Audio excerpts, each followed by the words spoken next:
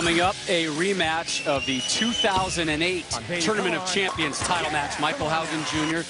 taking on Chris Barnes. And what a match it was, Randy. Decided by one pin. Michael Haugen Jr. was buried, and Chris Barnes let him in late. Michael Haugen threw the last 5 out of 6 and beat him by a pin. Chris Barnes did have a chance in the 10th frame,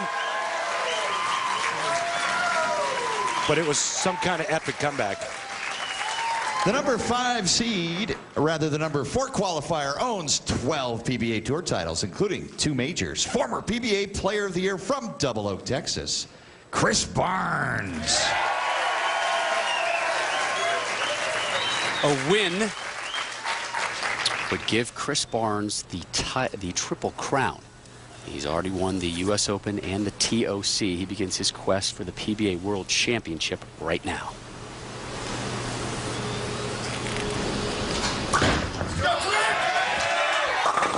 Drop and give me 10. And I really liked what he said to Kimberly about his game plan. He's going to play his game and try to beat Michael Haugen with his best.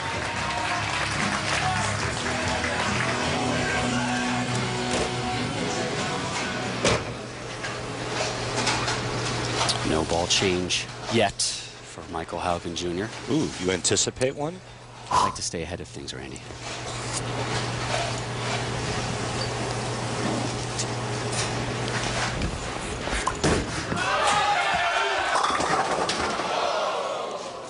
Sorry. A little bit through the face there. Yeah, and I got to be honest with you, it's amazing that he can stay there, because everything left of him has got to be fairly dry.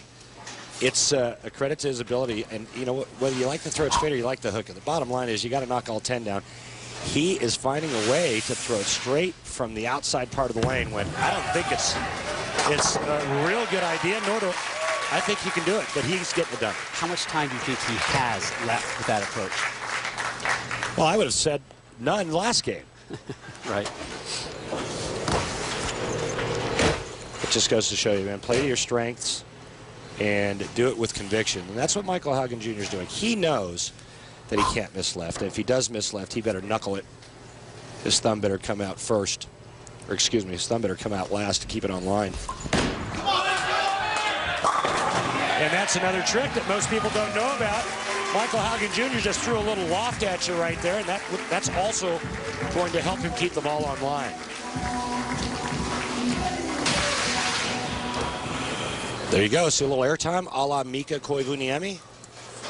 Keeps his hand behind it or up the back of it, and that keeps the ball from making that violent change of direction down the lane.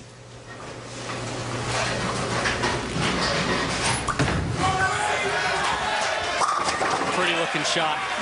This is the second TV appearance of the season for Barnes after he finished 4th at the Chameleon Championship right here at South Point, as we take a look at his arsenal tonight. And he's using a world beater, and that's the hookingest ball in his arsenal, which basically plays into his game plan, and that's move in and hook it on this Viper oil pattern. I want to know who comes up with the names of some of these balls. Very impressive collection of names. It is. And intimidating. Barnes looking to open up with a 3-bagger.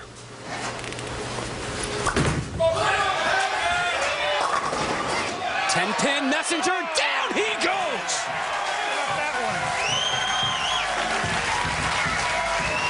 And this is Linda Barnes enjoying the Messenger's result. Let's take a little page out of Michael Haugen's book in terms of catching a break, and there it is. There's a trip 10. When it looked like it was going to stand up, it fell late. Talk about somebody who needs some mojo on TV. Spare strike, and this in the 3rd from Haugen, right in the middle, right up the nose. Too soft. Stay with it. Stay with it. Trouble brewing for Haugen. Yeah, he just got a little bit of soft, and this ball just broke loose. And right here looks pretty good, but right at the bottom of the swing. Doesn't throw it fast enough, and there you see the change of the direction down the lane. Haugen covers, clean through 3. What I like about what that man's doing right there, it's all about the game plan, and there is no indecisiveness. It's crystal clear what he is trying to do. It's not, well, should I play out where Michael Haugen's playing? Should I play in between where I'm playing and where he's playing? It's, I'm moving in, I'm going to use my hand to my advantage, and I'm going to wheel on it.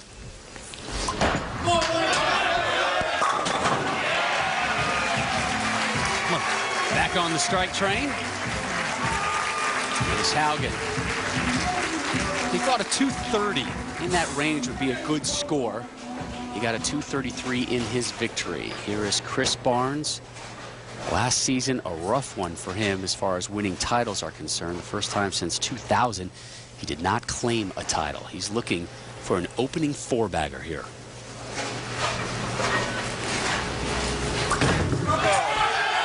Way wide right.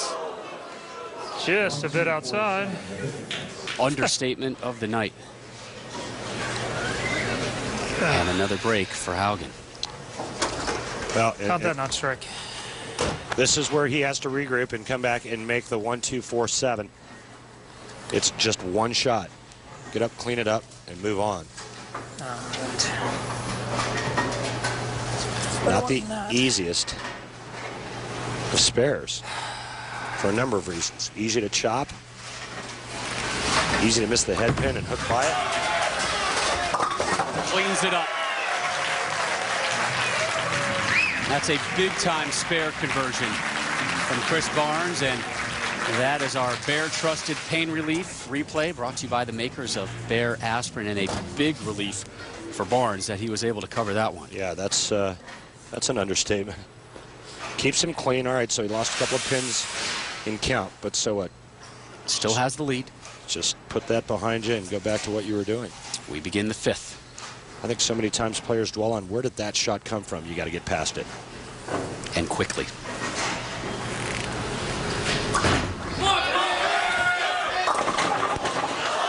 Whoa. A very fortunate late drop of the 10. That was a little bit of the same. He just loses it just a hair at the bottom of the swing. Gotta get started sooner. Huge break here. Tripping that 10 late, only leaving a single pin spare. You heard Chris say he's got to get it started sooner. He's talking about his push weight. If he doesn't get the ball into the swing soon enough, he has to pull it down from the top, and when he does that, the ball goes either left or right of target. So Chris will sit and mull over back-to-back spares. Michael Haugen Jr. Spare strike, as he gets set for his effort in the fifth. Down 15 pins, but in prime position to make up some big-time ground.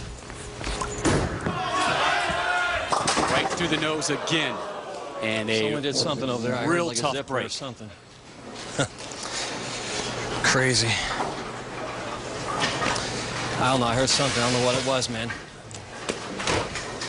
No big deal. It's just a world championship. Different type of style for a guy that throws it fairly straight. You can see that heel coming off the ground right there. No slide.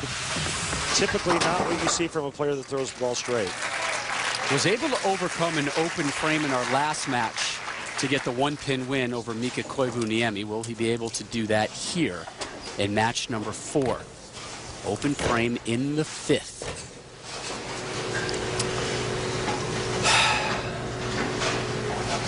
Barnes with spares in the fourth and the fifth. Haugen Jr. kind of handing it right back to him. Here's the sixth. I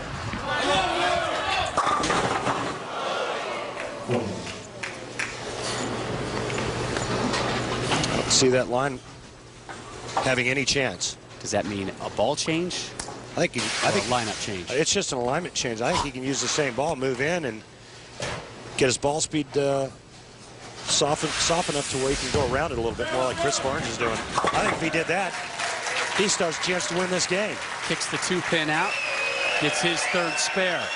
The lead at 27 for Chris Barnes, and the conclusion of Barnes Haugen. When we return, the winner to move on to Sunday's Final Four here at the PBA World Championship, the first major of the PBA season.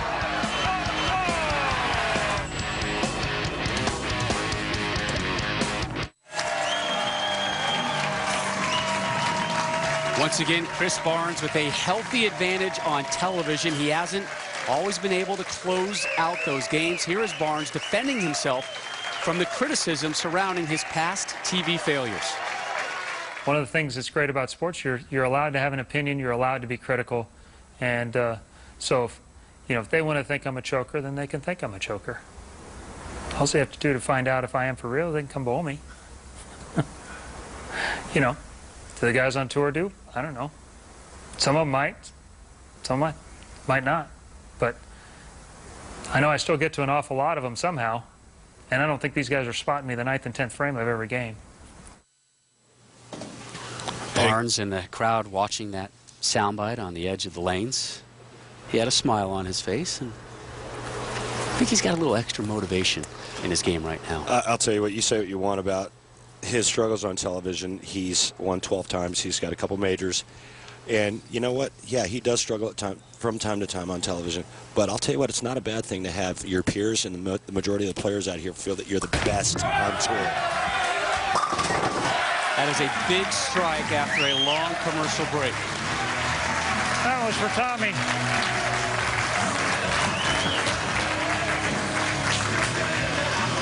Oh, he struck out of a commercial break. Chris Barnes has been working on a little bit different setup and trying to get a little bit more axis rotation. So what he does is he sets up with his wrist cocked to the inside of the part of the ball, and that helps him to get more rotation or get around the side of the bowling ball more. The two shots where he went way light in the 4th and then light in the 5th, he just lost it off his hand.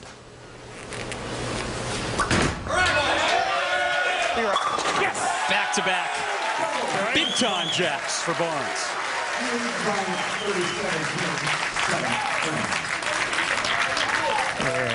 Linda approving of this rebound after those set of spares in the 4th and the 5th. Now, Michael Haugen Jr. has some serious work in front of him. Down 37. His last 2 frames have been open and spare, and there is a ball change.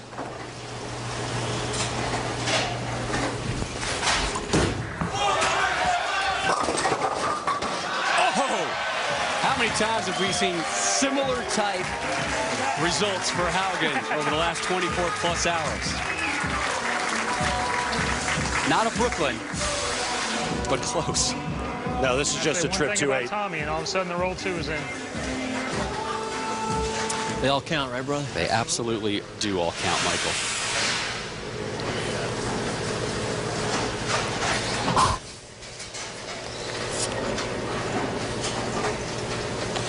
Still with the same ball in the left lane, though. Interesting. Right through the nose for a big 4. You saw it coming. Circle the 8th frame. You will reflect back on that. And barring an implosion, it's Barnes's game. Another open frame.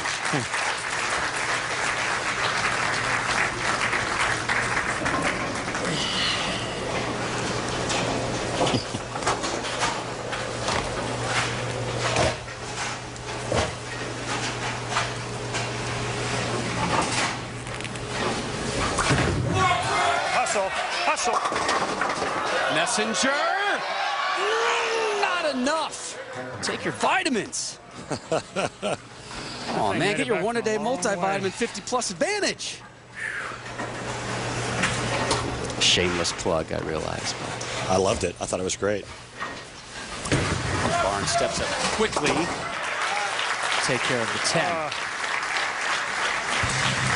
Time now for the Go RVing on the road, and the RV is not going to be putting on a whole lot of miles. We are right back here at the South Point Hotel and Casino tomorrow, live 1 Eastern on ESPN for our 3-match final. Next Saturday, back on ABC, 2:30 Eastern, the second major of the year, the PBA Tournament of Champions. Barnes in the 9th. Better. Money! He lets instincts up front.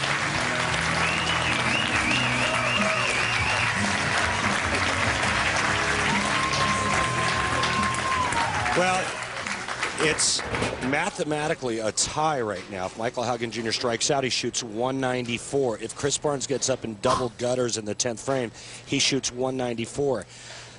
But you know what? I know Chris has struggled on television before, but I got to think he can handle one pick. And that is all she wrote. I like the fact that Barnesy came in and was committed to what he wanted to do.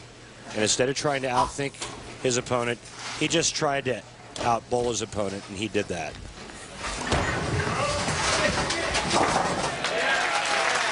Chris Barnes lives to bowl another day. The 4 seed moves on. He'll be in action tomorrow, taking on Osku Palermo. We'll be back to wrap it up in Vegas. After this, Chris Barnes victorious over Michael Haugen Jr.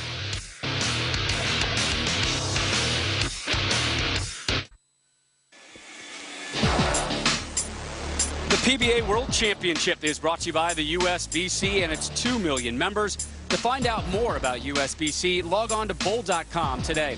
By Just for Men Mustache and Beard, keep your edge. By Lumber Liquidators, hardwood flooring for less. And by the makers of Bayer Aspirin, expect wonders. Rob Stone, Randy Peterson, Kimberly Pressler welcoming you back to Las Vegas.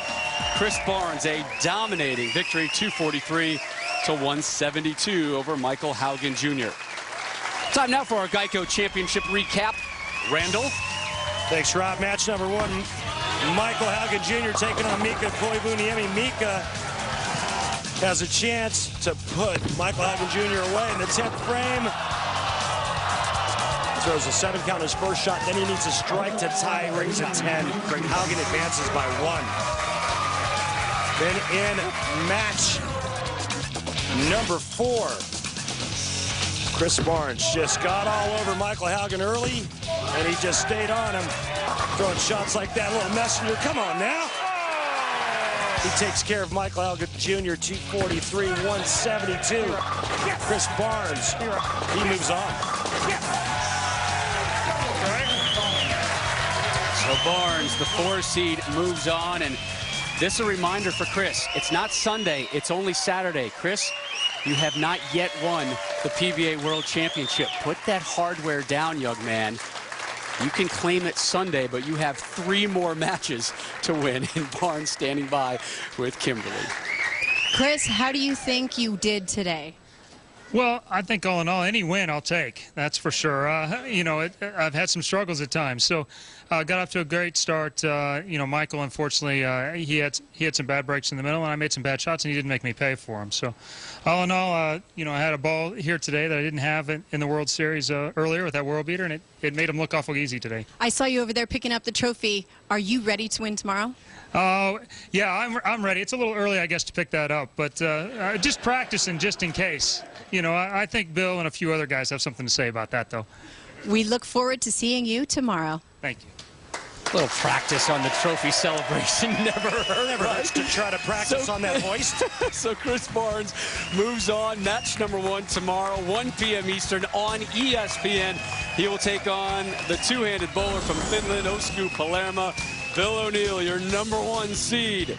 Luck finally ran out on Michael Haugen Jr.'s magical run through the 52nd edition of the PBA World Championship. Able to survive Mika Koivuniemi by 1 pin. Not able to do so versus Chris Barnes. Barnes in pursuit of major number 3. We'll see how it goes tomorrow on ESPN. For Randy, Kimberly, and our entire crew, I'm Rob Stone. Good night from Vegas.